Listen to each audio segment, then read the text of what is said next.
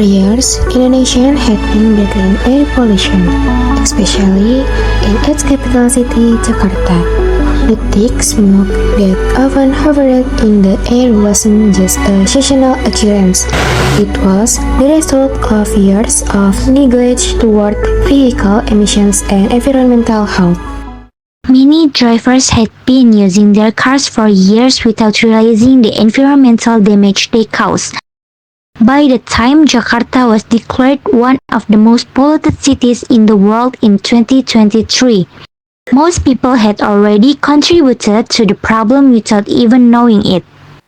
The government, realizing the urgency, introduced a regulation in 2020, Governor Regulation Number 66, to require emission tests for all motor vehicles older than 3 years. By 2021, the rules was being enforced, and those who failed to comply were fined. Saya jalan, terus diberhenti buat uji emisi. Nah, saya tanya sama bapak polisi, katanya Pak ini gratis nggak bayar, daripada nanti di showroom bayar. Ya udah, terus saya tanya sama ibu itu, Bu, kenapa di sini kan gratis, kenapa saya bisa kena ditilang? Itu aja bisa. Nah saya dulu, ini kan baru pertama saya di emisi ini gitu loh. Ya udah, nah terus dimanuin sama bapak polisi, ya udah.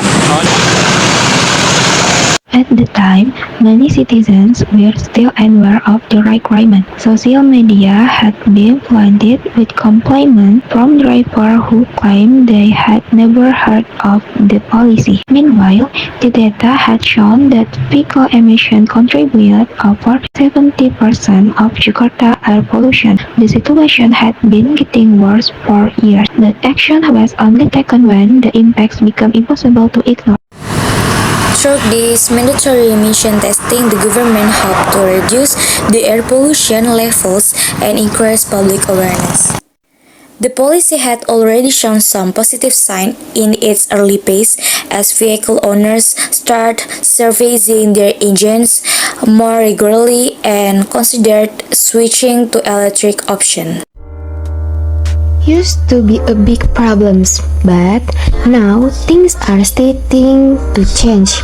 Emission test regulations show that small policies can make us more aware of the environment and start changing our habits. The road ahead is still long, but at least now we know the direction towards a cleaner and healthier